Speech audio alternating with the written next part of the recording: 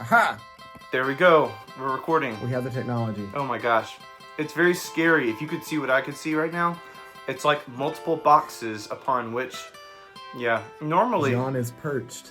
I would be sitting. I'm reenacting Cats for you at this point. I'm like perched on this. The holidays' greatest motion picture event, obviously. I mean, it was released on the holidays. Yeah, I feel like we probably need to do audio too, or are we just doing video? Oh, I'm recording audio. Oh, whoops. No, I'm just kidding. I was recording the audio too. Dang it! Why would you do that to me, sucker? I mean, you know, like my pattern is like I'm recording like well before you do, just in case you say anything funny. Yeah, you record your life. You're like a Kardashian. I do. Is it Dan and what? No. First of all, if our listeners remember, you somehow said that somebody hacked into your Hulu account and was watching a bunch of Kardashians. Fun fact, I think it was actually you. You were the one watching Kardashians. I've never seen an episode, actually, in my life, so, yeah. You weren't even curious after somebody hacked your account? I was curious, for sure. But I was more curious, like, why my roommates were so into it, and then they were denying it. And I was like, okay, is this like a bad thing or like a good thing? Like, why are you keeping this a secret? And yeah, it was lies. It was a hazy web of deceit. It was not what it should have been. Hazy web of deceit. That's how you describe the Kardashians. Is this life? Man, nobody knows. No. Oh man. No. Okay, well, we're not here to talk about cats, even though unfortunately, I did see that last night, to be honest. Shout out to our Twitter account that was resurrected. Yeah, resurrected. The word is resurrected. Don't you love the movie Alien Resurrection? Resurgence. Yeah. So I resurrected it late last night and subjected everyone to my unfiltered thoughts in the theater. I have to say, I really want to do an episode about it. I'm just being honest. I can't get comfortable here. I'm just. I would not be opposed at all. I feel like a Cats episode would be interesting. I think I put a Surgeon General's warning on that. I said, anybody who's used to no complaints from this Twitter account, please be advised, you're not gonna get no complaints. Oh, yeah. You complained. You complained. Are you gonna go see it though? Probably. Eventually, I have a Regal Unlimited pass, so it's been a great way to kind of catch up on all my year-end movies and see all the good ones. But then it also enables me to go see bad ones and not feel like I wasted my money. So. I had a free pass. Maybe I will. Yeah, hey, there you go. And I saw it with a bunch of people from work, so it ended up being a glorious experience. We took these pillows that we have, and say no more. Snugly. You took these pillows that we had. They're called Squishmallows. I don't know if you've ever heard of them, but they are an absolutely amazing thing. Okay, anyways, we're not here to talk about those things. Anyway, we're not. No, we're here to talk about the other cinematic event. Oh, by the way, we should probably, if you're watching this or listening to this, you know what this is. This is No Complaints Podcast. I'm your host, John, and that's Steven over there.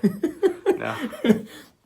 You're nodded to the camera like we're looking at each other through FaceTime. This is the most weirdly rigged setup we have. It is. I'm being recorded on one thing and I'm looking at something else and my audio is going in through a third device and I have my notes. Messing with the camera framing. This is probably not the way that you do this since this is our first time trying to do this. Yeah, at least it's not, handheld. And you're like, by the end, shaking violently, but... this is a No Complaints Podcast, exploring the joy and depth of cinema. I'm your host, Jon Bowman, in the flesh. Hopefully this works. If not, we're going to have a very awkward audio episode about seeing me and visuals, and people are going to have not a clue what we're referring to. But we at least need to post that section to Instagram, even if it doesn't end up working somewhere. It's our goal for 2020 is, vision. Live in color. Seeing us. So, anyway, Yeah, I feel like I need to get like a... As if anybody listens and we're like, hey, maybe they want to see us. Maybe that's what's missing. Oh, no, we just have to be sure to not just nod and, give a thumbs up. And that was not a thumb. Give a thumbs up. Probably should not just use hand gestures because we could offend someone in another country. Anyway, today's episode, I'm off to a rambling, wonderful start, is Star Wars: The Rise of Skywalker, which hit theaters about a week and a half ago. And we've both had the chance to see it. And I gave a little bit of my thoughts, but I have no idea what you think about it because you refused to tell me what you thought about it. And my thoughts I don't break the code, man. I didn't break a code. I just gave you veiled thoughts. Veiled. My thinking has shifted a bit, having seen it a second time. So I'll be very curious once we dive in. We should probably watch our trailer though, to kick it off. I don't know what to do with my face now. This is this is what it looks like in real life when we have an unnatural segue. All right, so this is the Rise of Skywalker final trailer.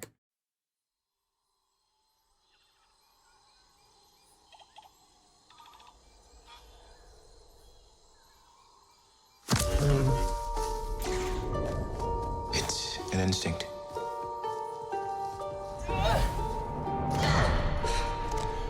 Feeling. This is such a great trailer. The Force brought us together. It is. We're not alone. Good people will fight if we lead them. I love the music. Oh, it's epic. Epic. People keep telling me they know me. No one does. But I do.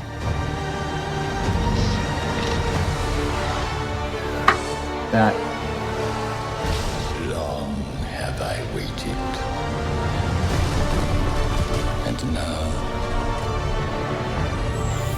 you're coming together. Chill bumps on me, chill bumps. Is your undoing.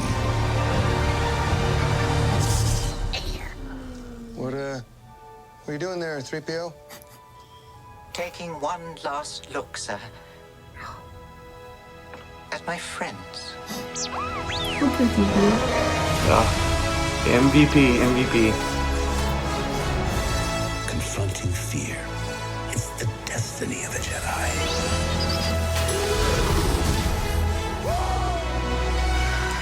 Your destiny.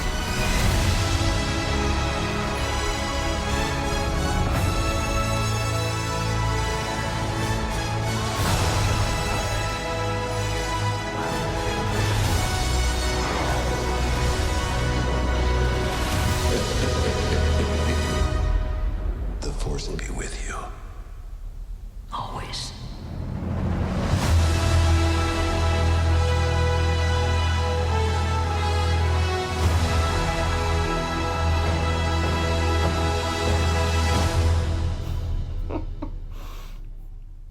Switching tabs so I can see your face. I wish I could have seen both of that at the same time. I really wish we could have pulled a one. What was it?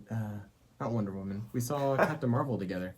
I really, truly wish we had seen Captain. I can't do it now. Captain. I wish we had seen Star Wars together. Yeah. Because I feel like you would have been. Tell me, how do you feel in this moment, Bowman?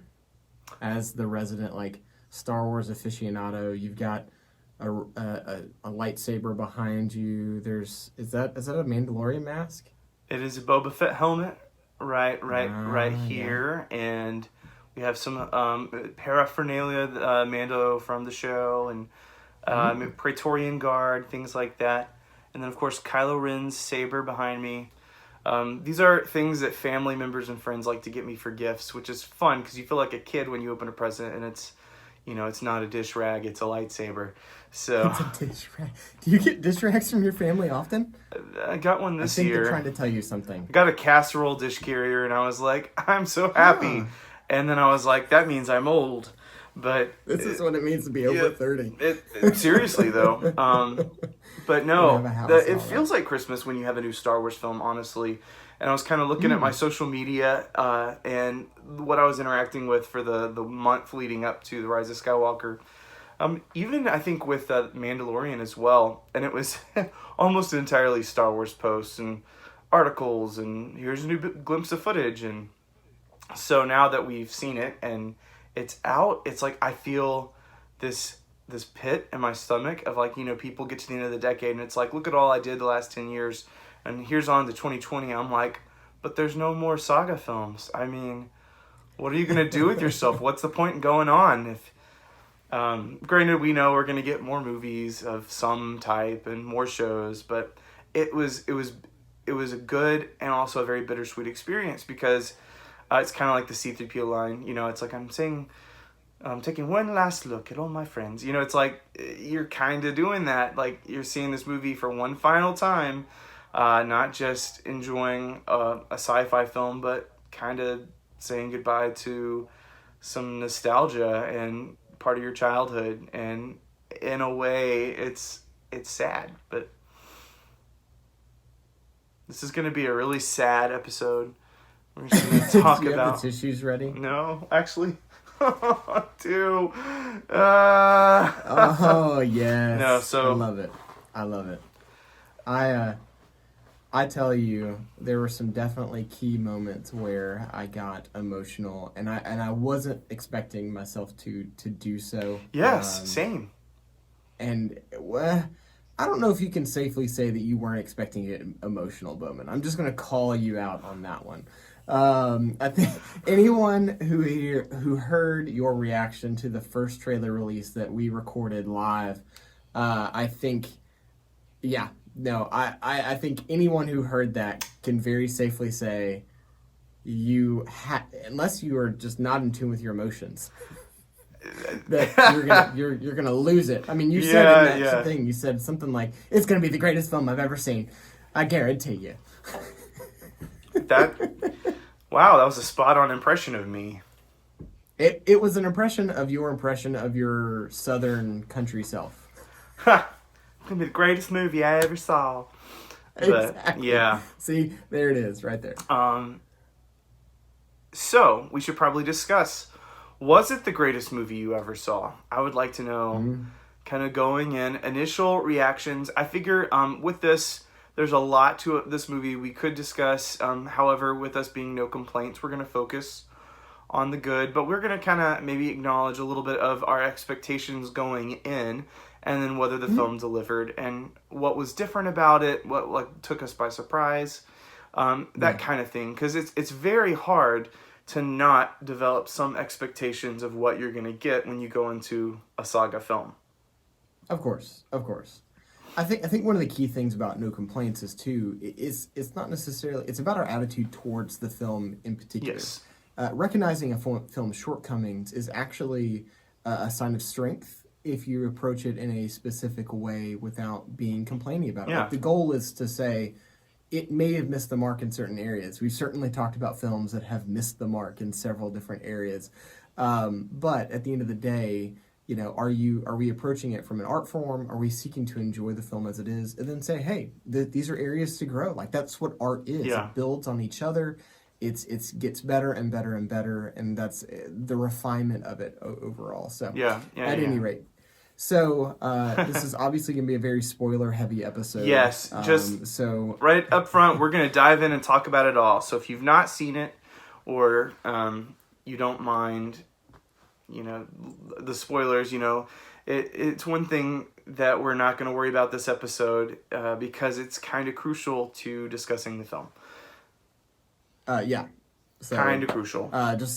So at any rate, this is not the film for you, or this is not the podcast. This is not the podcast you're looking for.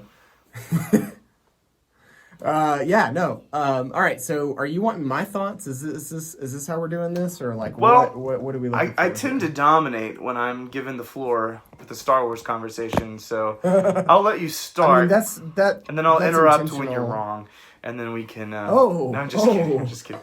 Okay. Please go ahead. All right. Please go ahead. Who wore their Star Wars shirt to this taping? I'm just saying. I mean, I literally brought mine, but it literally went from 60 degrees to like 30 degrees in the course of a day, and I decided to leave it at home. So, Oh man. yeah. I feel you. Could have worn a Wookiee costume. That'd been nice and warm. You know, I don't own a Wookiee costume. I do. Just being I do. honest and real. You own a Wookiee costume? Yeah, I've worn it multiple times. Is it within grabbing distance currently? I don't know where it is, but I own it. I own Our one. fans who are listening right now demand it. And by that, I mean myself. So the funny thing about it is, I did not realize you're not supposed to machine dry the Chewie costume. So the legs shrunk up a good 6 inches. Everything else fits decently. It's very snug. The bandolier Let's hugs. just be honest. You could have no pants on and I wouldn't know in this video. That is true. I could be wearing Star Wars boxers, and you know, I could be very on theme. But so the thing about my Chewie costume is everything fits decently well until you get to my shins, and then they just leave off, and you see my socks and shoes, whatever I'm wearing, when I'm wearing that. So it makes for a humorous, although kind of awkward Halloween costume. You know, Humorous yet kind of awkward. Yeah, Yeah, you're like the kid who like grew up too fast but like can't buy another costume until like next season or something like that. And yeah. Yep, that's me. I think I'll go with my Mandalorian onesie next year. So Oh my goodness they gracious. exist. So you know, Of course they do. why wouldn't they? Everything exists when it comes to Star Wars. Yep. All right. So, yes. My thoughts. Is that where we are? We're at your thoughts. We have talked All right, circles so- around this. We haven't actually dove in. Dove. Okay. One of those conjugations of the word dive. Yeah, so my unfiltered thoughts. So first off, I'm going to give it a ranking like you do on your Instagram. So for me, the film was a 4.3 out of 5. Oh, okay, good. And the reason why it didn't achieve 5 status was more towards the beginning of the film. I think I love the direction of the story. I loved the reveal of who she was and who she's related to. I loved the Empire coming back. I loved the originalness of that and the ideas behind it. I felt like JJ handled the nostalgia with care. Yeah. And didn't hit it too much on the nose. Whereas like The Force Awakens maybe did that a little bit too much, but I think it did it well, even if it was a bit on the heavy side. I think it needed to, because like the fans needed this cathartic like experience looking at this film and going, this is what we've always wanted, blah blah blah, you know. And so I think that where the film could improve would be just very simply pacing at the beginning. And that's it. And I think that I would have loved to see a 3-hour Star Wars movie. And I think that there were scenes that felt like it could have landed a bit more, including like when Rey goes and she sees the vision of herself in Palpatine's chambers or the vault. I think that there was a bit more to explore there, very similar, obviously, to the scene with The Empire Strikes Back with Luke in the cave himself. I think that there were some key points that we could have explored, and it just could have been 30 seconds long. Yeah. And I think there are a lot of scenes that I felt like if it had just let a second where there's nothing happening on screen, and it was just a quiet moment, and you just saw the character develop into the scene, I feel like that's where it just slightly fell short. Yeah. I feel like we just tried to hop around too much. But the last half of the movie is one of my, it's one of the better films that I've seen in this type of genre in a while. I just enjoyed the pacing. I enjoyed the ideas behind it. I enjoyed the character development and how everything just ended up weaving together and talking through, even as controversial as some of these things were. Very much so. I think that it was a necessary thing, and I thoroughly enjoyed it, and I think it really hit its stride about a third of the way through, Yes. and definitely by half of the way. And then, oh yeah, I tell you what though, unfiltered when Chewbacca cries at Leia dying, Yeah. I lost it. When I told someone else, when Chewie cries, so do I. It's just... I mean... There were... I feel that, and this is something you're going to experience when you see it next time, the emotional impact of this film is much heavier on the second viewing because you're not constantly trying to figure out where it's going to go next. You know what to expect. So the emotional moments land a bit heavier and they're a bit more impactful. And so like that moment was like tearjerker. During the final third, I kept tearing up. I'm like, why is this happening? There's just some surprisingly beautiful moments for such a fast-paced film. So I'm going to piggyback off what you said. My biggest complaint, although it's not really that big a problem in the scheme of themes. Oh no, not hey.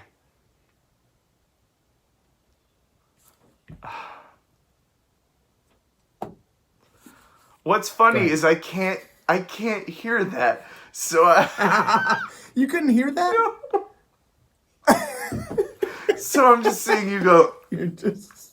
Anyway, it was interesting. Okay. The pacing. It's like a silent movie. I'm just gonna put a title card that says "Hey sounds." Okay. Anyway. So I'm sorry, go ahead. pacing definitely. It's when you're trying to wrap up a trilogy and wrap up the saga. There's a lot of storytelling to do, and I've thought through it a lot. I've spent way more time than is healthy thinking through the story. Like, could it have been done differently? Is there a different villain you can set up? And I think Chris Terrio in an interview recently said they even discussed, could we have taken this and turned it into 2 films? Because he wanted to, but they were like, ultimately to respect George's vision of 3 films per trilogy. I mean, it's a trilogy, not a quadrilogy. They kept it at 1, so you had a very packed. I would argue you could have done a 3-hour film, because Avengers Endgame was 3 hours and broke the world box office record and did very well. And that was not a fast-paced movie. Avengers Endgame was, I think it didn't have quite as much pressure on it as Star Wars did, but this one felt more to me like the Infinity War of Star Wars. It's just you have the movie opens and then stuff starts happening, and that pacing at the beginning, it throws you in. So we just have to be like, oh yeah, right, our characters have been spending time together at this point. Oh yeah, right, so it's been a year, and apparently Leia is training Rey, and we don't get to ask questions, we don't get to explore these things, we just have to accept. Yeah. And that was kind of weird for me, because then automatically you have a lot of questions about, well, why? And I mean, even the opening of the film is on Mustafar. You would not know that, except for the visual dictionary and maybe an interview, because you don't see the lava. You don't know why it's not covered in lava anymore. You don't know why we don't see Darth Vader's castle, because you don't have time.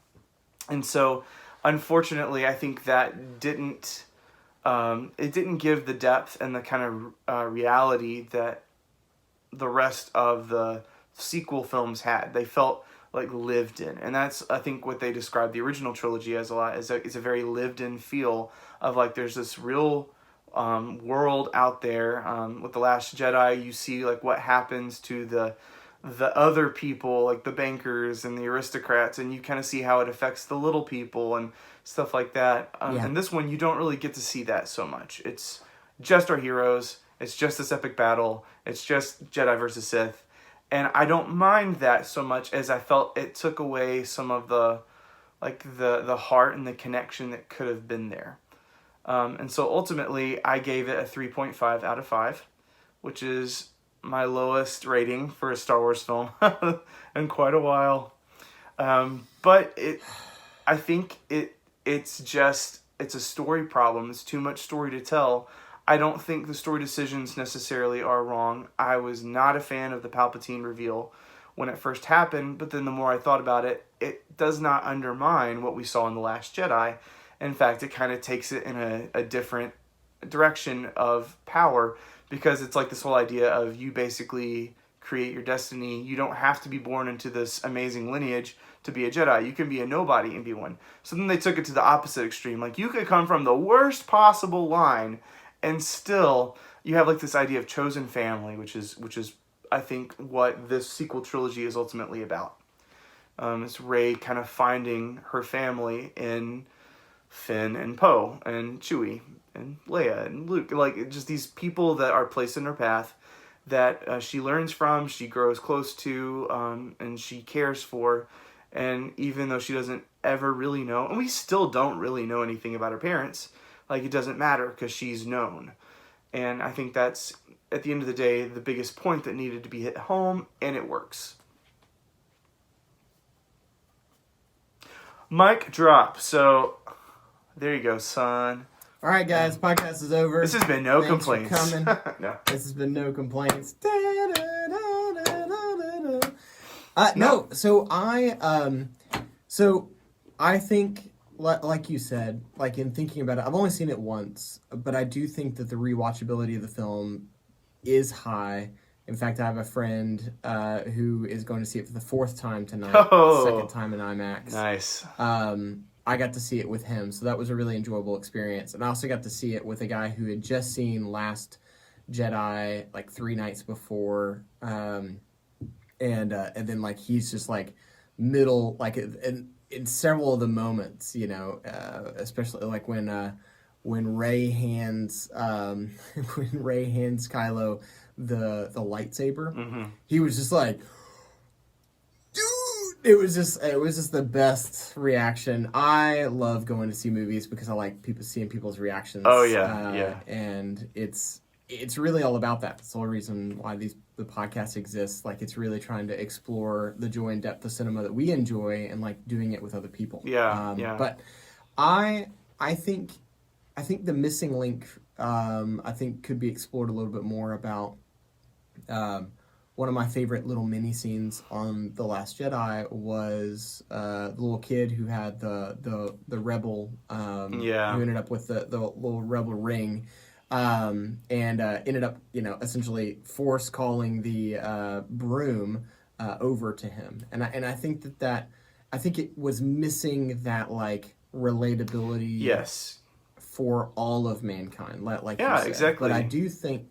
But I do agree with you. In looking back at the story and kind of looking over everything, I don't think that's why I said 3 hours. Instead of saying it should have had things, like we should have, you know, reworked the story and kept it the same length.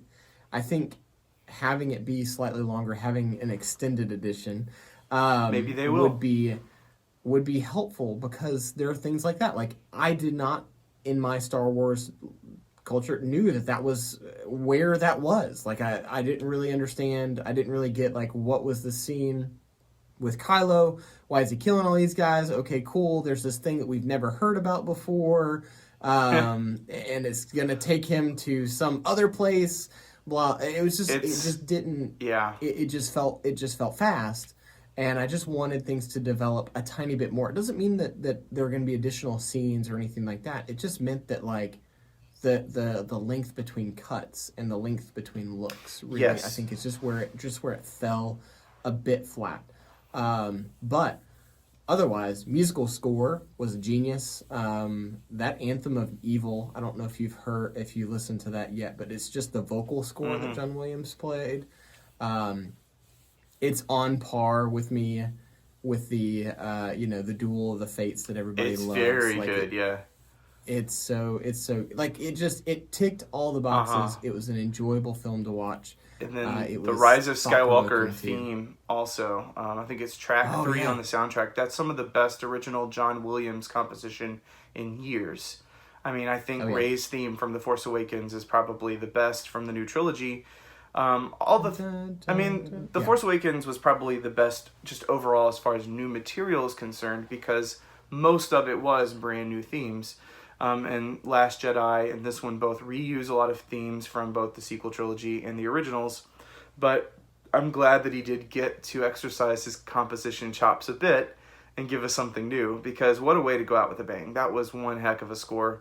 Mr. Williams, if you're watching this, we love you, and I want to play violin for you outside your house. Right here. I give you 2 enthusiastic thumbs up. So, yeah, great score. And sort of going back to the idea of this pacing in the beginning of the film, it got better, definitely, as the film went on. I still felt there were a lot of, not plot holes, but just jumps where I would have liked to have seen the interactions that led to where we ended up. It was clearly, things were cut for time. It reminded me of watching something like The Girl with the Dragon Tattoo, very different film, but it was like a 3-hour film that was crammed into 3 hours. There was not a spare moment in the cutting room, because it was just like everything just kept happening because they had to. The original trilogy, if you think about it, you have like, okay, we've gotta hide from the Empire, so we're gonna sit on an asteroid for a while and repair our ship.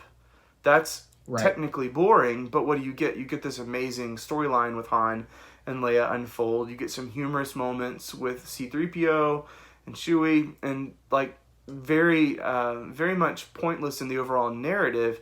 But what it does for your characters is it fleshes them out so that when you get to the end of the film, you care a heck of a lot more. So perhaps instead of seeing Kylo Ren just go from place to place to place, getting one thing that looks for another, and I mean, the heroes did it too. I mean, they go, okay, we gotta pick up where Luke left off. Okay, we're looking for a holocron or a wayfinder. Oh, we find a knife. Now we gotta go find the other holocron. Okay, now we gotta... It's just, it kept going. And we never really got to see that interaction between them. What if you had one item that they're searching for, and then along the way you get stumped? You have these moments where you really get to see them kind of clash and grow and hear more about what she's going through, so that at the end it's like, oh girl, why didn't you tell us about this vision? It's like that we've been there with you and we really care, so we're not just up here fighting Empire because we know they're bad, but it's because we see personally what they're doing to our friend. That's where the originals excelled, as you had the galactic conflict versus the personal, like that, do I have what it takes to be a Jedi Knight with Luke Skywalker? Right. And this one here, you get ideas of that with Rey, but it doesn't really go as far as I would have liked to see. We definitely get the cosmic Sith versus Jedi showdown. I am all the Jedi, I am all the Sith. That was interesting. I do kind of like that. That was fascinating to me. It made for a very powerful ending. Maybe would have liked to see some Force Ghosts with their, helping her fight, or I don't know. But still, the idea was strong. But on the personal level, we didn't get to see enough for any of them to really have that catharsis. I don't necessarily think the story ideas from The Last Jedi were thrown out. A lot of people think that this was a slight to Rian Johnson, but they knew what was in the story when they were making The Force Awakens, because there was a lot of overlap production. And then obviously JJ was executive producer. He was a big proponent of what Rian Johnson did, but he also was like, he's going to take choices that I would not do. If you look at Lost, there are a lot of plot points that he found fascinating that he create, and kind of go with, and then later on it's like, oh, we don't have to worry about that. And that's sort of the J.J. Abrams thing, is he goes with what he finds interesting. So if the kid with the broom fascinates Ryan, but J.J.'s like, he's not going to worry about it. He's going to instead use that storyline through Finn, which I felt that was needed. We needed to see that Force sensitivity in other people besides like a dynasty of the Jedi was still active. And seeing that in Finn and possibly some other people, I think that's very important for not negating the whole point of what was set up in The Last Jedi. No, totally agree. And I think that's where I wanted to see more, was Rey's struggle. I've really enjoyed seeing Rey develop as a character, and really just obviously very much identify with her in a greater way personally than even Luke, because Luke to me ends up getting more on the whiny side, and that's just personally a thing that's just hard for me personally to identify with, whether that's right or wrong. but Rey for me feels like someone, she's just in search of a home. Like she's just in search of people to identify with, and is struggling to figure out like, who am I? Do I identify with? Am I actually Sith, so to speak? Am I actually a Jedi? Do I actually belong to this rebellion, or these people here? Do they really understand? And almost in a Baggins kind of way from Lord of the Rings, like it's almost like a Frodo kind of idea of saying like, I carry this weight, and like no one can really understand it. Yeah. And so I would have liked to have seen that extension of time to really explore, like I said, where she sees herself in this vision, and just that extra time that the Last Jedi gave to her, like in this almost utterly pointless scene plot wise of her snapping and doing things in this mirror, essentially over, you know, in that the dark force place or whatever, whatever that place is. People who know Star Wars are going to be really mad at me. But like this scene, like plot development wise, didn't really do much to push forward anything. All it really did was really show her character development of like seeing that she doesn't, at the end of this journey, she's really only going to have what she brings to it. Yes, yeah, which is what Yoda says to Luke, you know, like he says, what's in the cave, only what you bring with you. And I really would have loved to have seen that explored in a very serious way, and just see that really hard struggle of trying to identify with the people around her. And I think that they ended up exploring it to a bit, to the degree that they chose to do it with Kylo in particular. Yeah. And I thought that the fight scene that you were very excited to see, on the water, on the original Death Star, I think was very fitting. That was such an emotional fight as well. Like the thing that it was a very physical fight. I feel like we haven't really seen much emotion in lightsaber fights in a while. I mean, you get one at the end of The Force Awakens when they first, show down.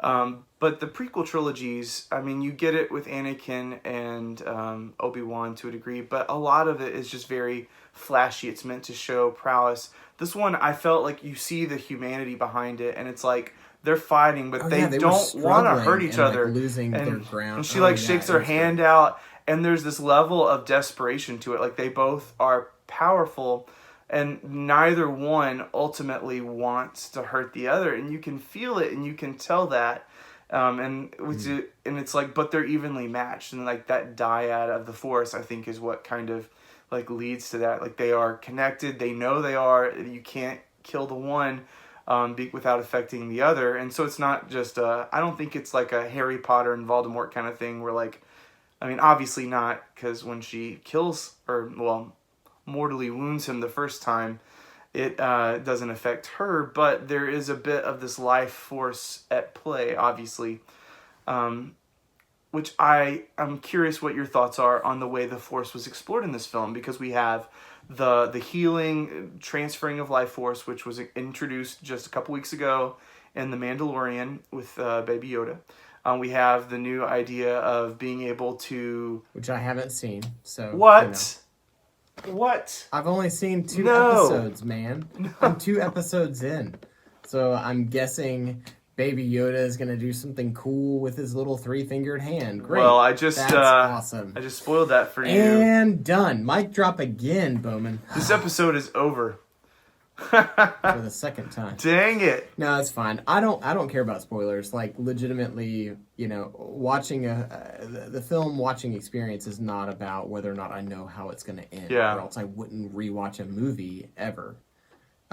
It's about how the story gets there. And so, yeah, I mean, I don't care. Whatever. It's fine. Yeah. I assume that this would be a thing. So before we went off into that, you were asking me how I felt about the healing power of the Force in particular that was explored in a way that's not really been a thing before. Yeah, the Force was used in a lot of ways this film that we've never seen.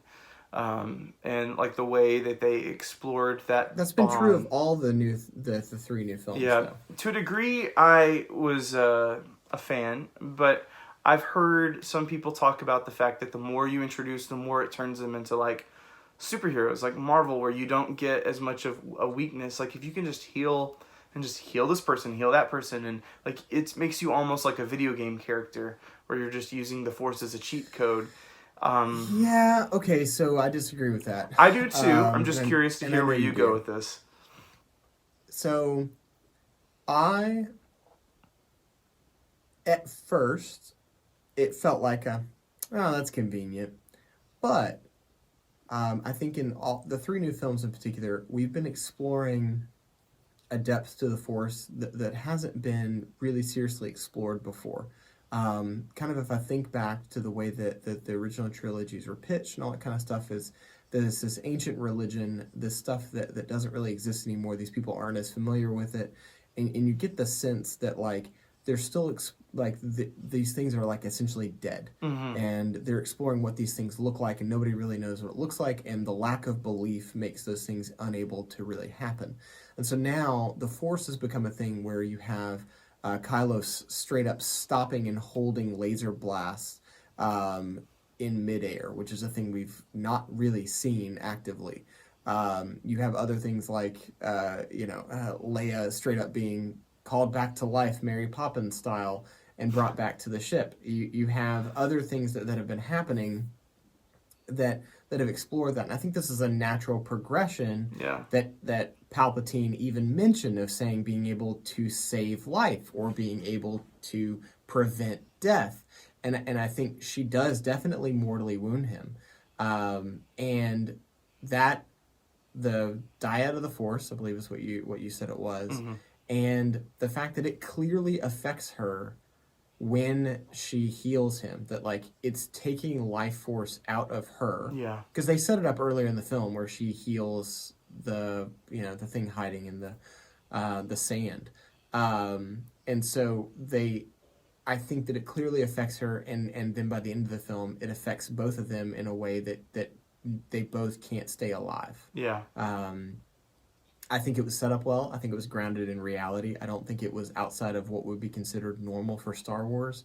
I think that if they could just heal everyone and have no sense of the fact that it affected them in any serious way, I think that would be a problem from a realism standpoint, or the way that they've kind of pitched the way the Force has been before. Right. But I thoroughly enjoyed that. I thought that was...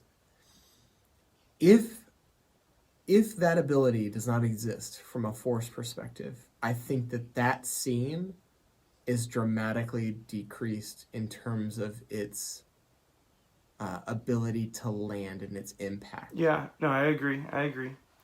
So there's no other way that it could have happened, in my humble opinion. Like, if you think about it, of her being able to finally overcome evil and to be able to mortally wound him, and then says, even though you deserve to die, you've killed so many innocents here, you killed your own father, you have basically been hailing with, what ends up being her dad, like her granddad at least, you still deserve redemption. Yeah.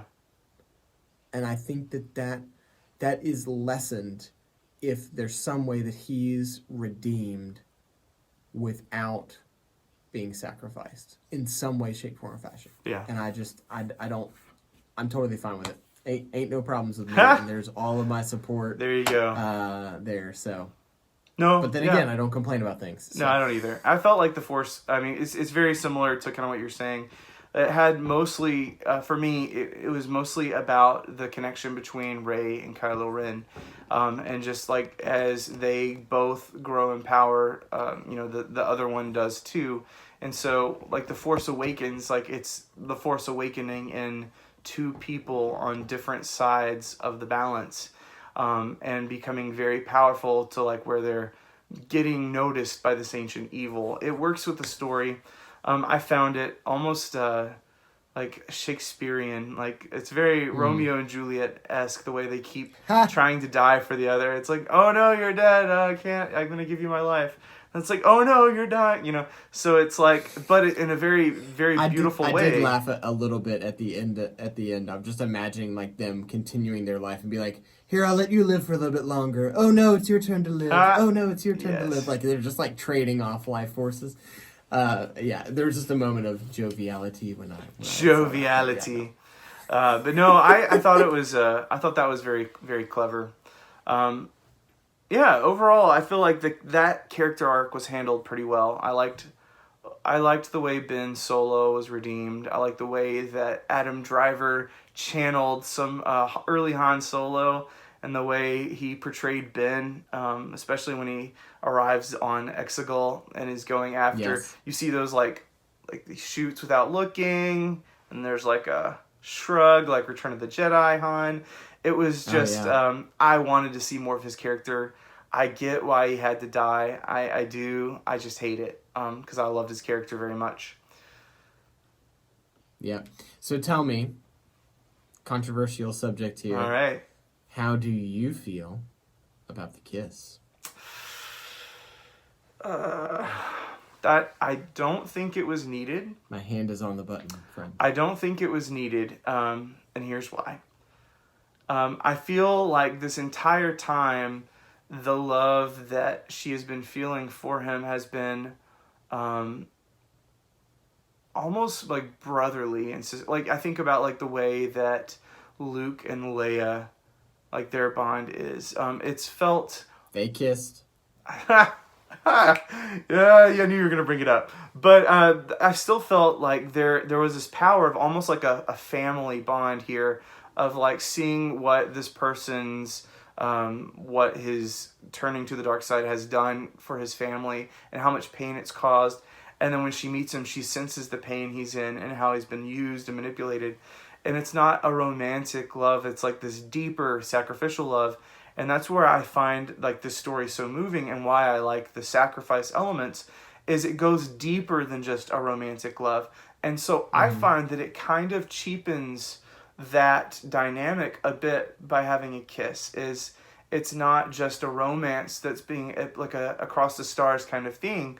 I didn't like hate it. I just felt that there wasn't enough there explored with him being Ben Solo to warrant that, because I mean he tortured her. He had kidnapped her, and there's a lot of some really iffy stuff there with Kylo Ren's relationship with Rey, and so I felt I get why they did it. It didn't sit quite as well, perhaps, as it should have. And I know all the Reylos in the world are gonna shout at me now, and they're going to hate me for it. But I feel like maybe they shouldn't have kissed. Whew. I find it interesting that you say that making it romantic love cheapens it. I think that's an interesting statement, and I know why you said it. I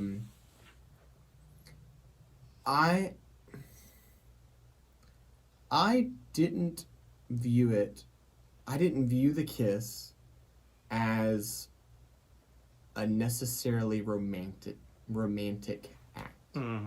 Interesting. I viewed it as a release. So some families kiss on the mouth. There's a whole Saturday Night Live skit about that. Not mine, but I think that in that moment, again, kind of harkening back to like thinking about like how it could have played out. Yeah. I think that there's a release in that type of kiss and that type of moment that a hug could not have expressed, a phrase or comment to each other could not have expressed. Like, here it is, the last act that they're going to have is some type of release to say, I care about you, and what's the most simple way for me to show that care to you in a way that is translatable to the viewing audience in an easy way. and in a time-sensitive way. I get that. I don't, like I said, I'm not entirely opposed to it. I just feel it wasn't earned. There wasn't this movie, like we were saying earlier, if we had condensed some of the MacGuffins, so you weren't hopping around looking for 5 different items, and instead we had explored the relationship further and had more depth there. I feel like it could have been earned. I don't think it is earned solely on how the could heels. they explore the depth there if they were at odds the entire time? Like, they're not going to sit down to some candlelight space dinner where they're going to talk about their feelings over I don't see how that's accomplished though. How do more you... because a lot of the fighting up front was where are you, where are you, where are you, and it was like they had not. Apparently, it seemed implied to me that they had not had this Force bond in quite a while. Perhaps what if, like off screen, it was assumed that for a year or so, like every once in a while, they would see each other, and so there was like almost this relationship built, but like she's been kind of working on him, if you will. And so when they meet, it's not like this, aha, again, I'm going to get you. Because really, the second lightsaber duel at the Death Star is the one where it gets more personal with like the dialogue behind it, where she's like, I wanted to take your hand, but Ben Solo's hand. Like that kind of dialogue from the very beginning of the film, where they already were in communication over distance from time to time. Obviously, it would change the storyline with him having found the Wayfinder and Exegol and stuff like that. But then that way, you see that she's been invested in him, and he's being torn from, like, The Last Jedi on. And it's not just like this, oh, we're starting over again with this. I feel like at that point, then when he turns, it's not like okay, you're right. But it's like I finally give in to the fact that, like, you're right, and I can be redeemed. I'm not too far gone. That's maybe just a thought. If you hate it, viewers, listeners, if you hate it, let me know. If you love it, tell me. Shout it from the rooftops, Kylo Ren people. Yeah. Ray. What did you call them, Raylos? Raylos. That's the thing. You have Raylos and then Finpos. There are all these interesting movements out there. I feel that the kiss, I get why you're saying that. I do think a hug wouldn't have been enough. I would have been fine if she's just holding him, like, holds his hair, kisses his forehead because he's dying, something like that. But I don't know. I think they set up the romantic relationship in the last episode, personally. There were a couple of things where they seemed to be edging on, if not already, into, like, almost like a kind of like a flirting type of idea. And I just wasn't blindsided by it.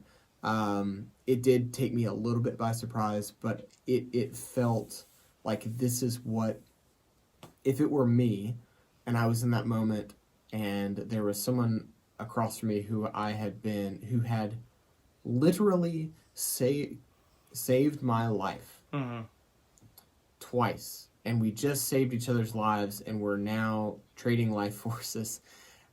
I think that's how I would react, regardless of my actual, like, this relationship is going to continue for 8,000 years. Like, I think that you kiss him on the mouth.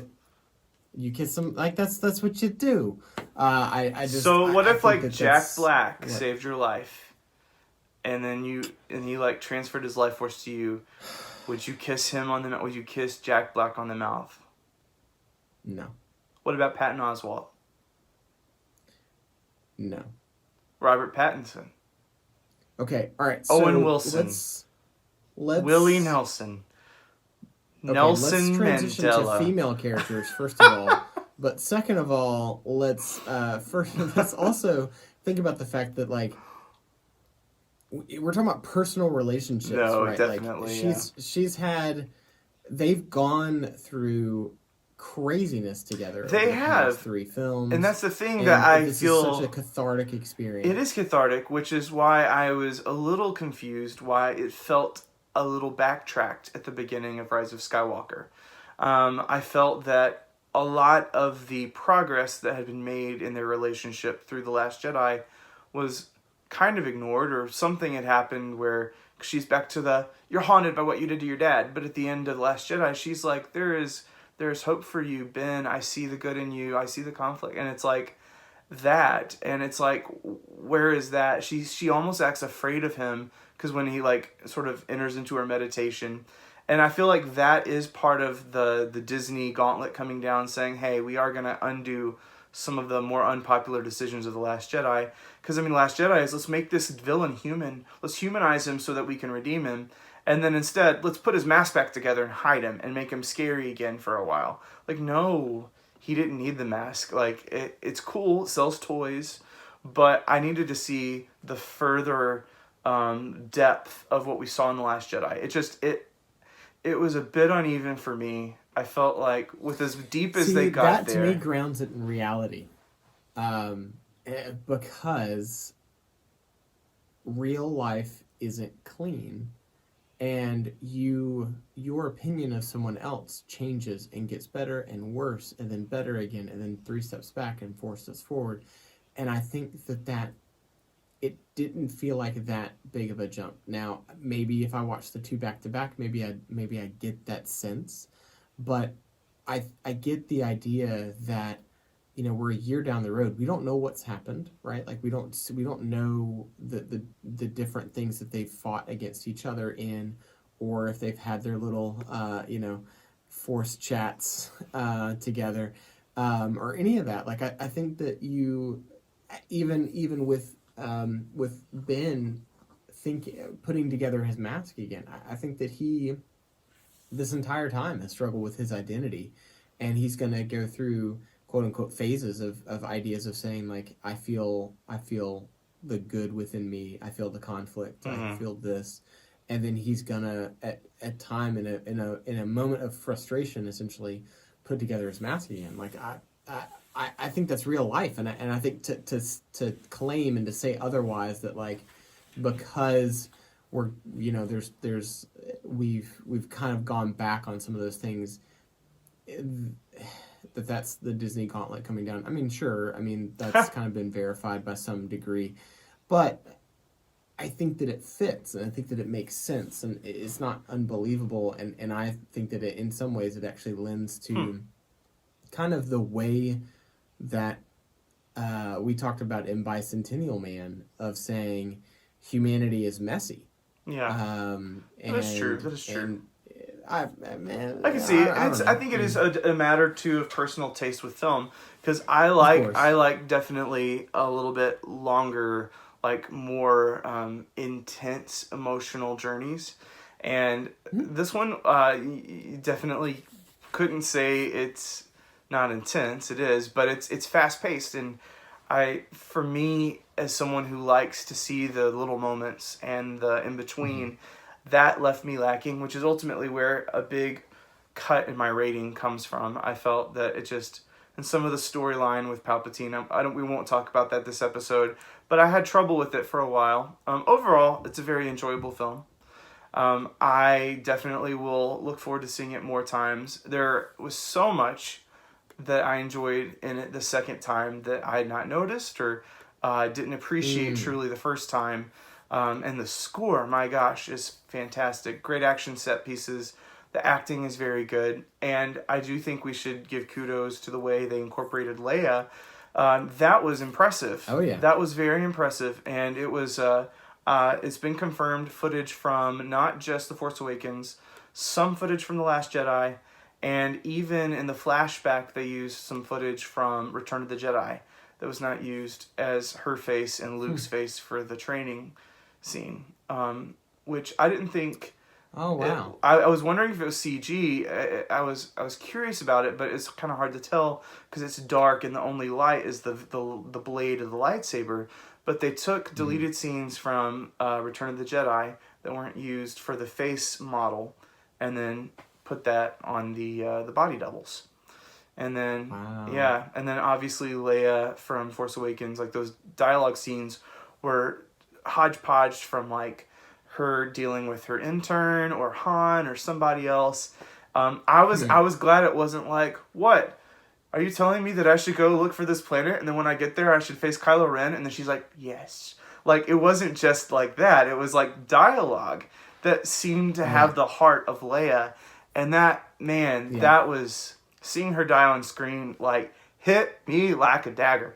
Because, like, you realize she's actually gone, and it was just very sad. But I was impressed, very impressed with how they did that. I mean, I could tell a little bit that it seemed like they weren't playing off each other as naturally as someone would be. But yeah, I thought it was very respectful of her. Yeah. And I really appreciated that. So talk me through. So I do have a question about Leia. Yeah. Why did she not disappear until Ben disappeared? Like, is there more Star Wars lore that I don't understand? Like, talk me through, like, her connection with him and, like, how does all of that play together? I am unsure about that. There is a lot that was supposed to be explored with Revenge of the Sith that never really was. Because, you know, obviously Qui-Gon Jinn did not disappear. His body was burned. Yet, in Attack of the Clones, you hear his voice. And the novelization of Revenge of the Sith, there's some elements of the spirit world and them learning how to deal with that. My interpretation of that had to do with, like, she basically had more or less given herself to her son. And so she was kind of, like, holding on with him or something like that. Which is a very sweet mother-son kind of thing. I loved the beauty of that, though. It's like that she I spiritually was alive in his heart, like, and that he had turned to the light because of her. Partially, it wasn't just because of Rey, but it was also because I love my mother, and like like it haunts him when she calls to him, and he's fighting, and he's like, his face, that face was like so, like he was entirely overcome, because it's like you could tell he felt the loss of what it was like to not have her. So that emotional impact I thought was heavier by not having her disappear right away. But it was like she was living on through him to a degree. Yeah. And I would like to maybe read the novel when it comes out. I'm sure it'll go into more depth as to why. Yeah. Yeah, I definitely felt that, especially when they kind of expanded upon the connection of Leia going through Jedi training and saying she didn't want to finish it because her and her son.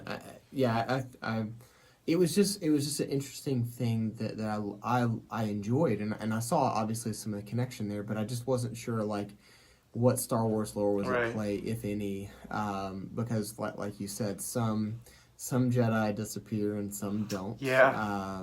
It's been interesting to kind of see some of that stuff. Yeah, I'm sure it's been explored more in the books and whatnot, but we haven't seen a ton of that in film, honestly. So another question I have. Yeah. For you. The title of the movie, Rise of Skywalker. Why? That's a good question. That, I think, could be a double meaning, much like The Force Awakens was referring not only to Rey, but also to Kylo Ren. But it's the Rise of Skywalker, and that it's the redemption of Ben Skywalker. And you see him kind of step up, and kind of fulfill the place as the Skywalker turning to the light. Also, I think it has to do with Rey basically finding her place in the chosen family as like she chooses Skywalker as who she is, and sort of seeing her rise as like the new order of Jedi. Well, they had a romantic relationship, so they were essentially married by the end of it. So then she took the name Skywalker. See, it works. Yeah, I get it. The title of the movie wouldn't have worked. Ha! The romance is necessary for this. Yeah, it's necessary. They titled the movie and said, all right, we got to make this happen. But, man, there is so much we could talk about for hours. We could do like a 3-hour episode. I could talk. Let's just go shot by shot and just talk about what was missing. We could do a similar to what some other podcasts will do, and they'll have like a spoiler episode, and then they'll have a going deep into the lore episode. But I do, because I know our listeners have lives to get back to, I assume. Or maybe you don't. Maybe you're. Can I just say, stylistically and from cinematography standpoint, the Exegol scenes were really amazing. Yes. To me. Yeah. I liked the production design, the way that they really thought that out, just the duality of it, and just how all of that ended up playing out. I couldn't go a whole episode without talking about the cinematography. It was great. It was very nice. So I thoroughly enjoyed it, and thank you, JJ, for using some lens flares, but not going too far. Yep. They were tasteful. We appreciate the reality of the lens flare, but we also appreciate the fact that we were not blinded by it. But at any rate, all right, continue upon your merry chase of wanting to end since this we are episode. we do need to end this episode, but we're gonna do a Force Lightning round. Dun dun dun! You get it because lightning round and the Force Lightning. I have a sound for that. I can't hear it, but cool. Oh, you can't hear it? No. Just pretend you heard. Pretend I heard what? The DJ air horn sound from Parks and Recreation. Oh my gosh. Entertainment 720. Sweet. Anyways, okay, right, go ahead. 1. Which character from the sequel trilogy do you identify with the most? Poe. Oh, very good. Rey. Which is your favorite Star Wars film out of all the theatrical releases? Wait, so all the theatrical. Just the 9 saga? Yes. Just the 9 sagas. Or if you want to include Solo and Rogue One, you can. Favorite film out of all of them?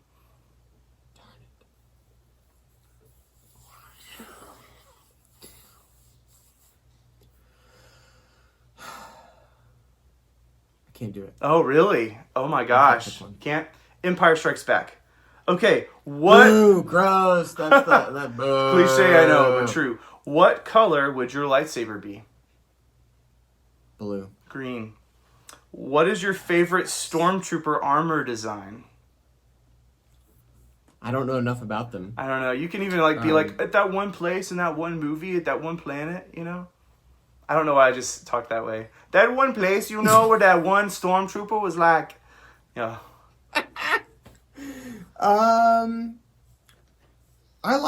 like all of them. I don't like the red ones. They're like the palace ones. I'm not crazy about those. Yeah. But I do think there's something appealing about the speeder ones. Yes. Yeah, I think the way that the helmet design It's very works, cool. I do like those. I like that one a lot. I think my favorite, which is sort of a variation of that design, is the Scarif Trooper from Rogue One. When they're on Scarif, they have like a color more of like the camouflage green to that. That's probably my favorite. I also just in Revenge of the Sith, while looking at the different like clone commanders, the ones like Commander Cody with the orange and like the visor, it's just cool. It's so cool. Anyway, I like the clones. They're great. Clones. They're great. They may not hold up as movies for some people, but I do like them. They're fun. They're definitely very fun. And finally, and this is a big if they came out in a few years and announced that they're going to be making an episode 10, what would you hope it would be about?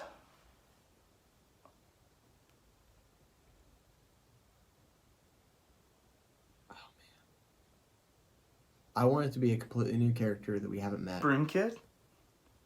I think Broom Kid is a great kid. And he's so adorably cute. Broom Kid and Baby Yoda. This is it. That's this it. Is Yeah. Right here. Jon Favreau, save us. Hey, John, we have an idea for you. Hey, John, from another John, please do this. John to John, we have an idea. Well, I mean, there's no telling what they'll do in the future. I've known multiple franchises to come back from the dead many times. I hope that they don't touch it for a while, but you never know. But geez, man, this has been a fun episode. What was your... Wait, what was yours about? That was it. Broom Kid. You did Broom Kid too? That's why I suggested it. You're like a nobody. I was like, Broom Kid, are we maybe on the same wavelength? Yay! All right, well, everybody, this lightning round has been brought to you by Next Gen Palpatine Hand Lotion, because nothing says second life like cracked hands. Oh my gosh. Really? Well, yeah, that lightning round had a good sponsor. This whole episode, though, has been brought to you by, well, first off, they have a little, lead in. So, the holidays, there's always a heavy need for high-quality baked goods to impress your friends and family. Well, look no further than the Pies of Skywalker. Voted the top galactic patisserie in Palpatine Vogue, you can order just about anything, from an Obi-Wan cannoli to Attack of the Scones. Baked in the natural ovens of Mustafar, the flour used to bake these scones isn't coarse. They have it high ground. And need to wash it down with something? Well, order yourself a nice old-fashioned Qui-Gon gin and tonic, or maybe something like a flat white, which is as light as the flat white tunic left behind when Leia died. So if your sweet tooth needs to be satisfied, just remember to check out the Pies of Skywalker. You won't BB hate it.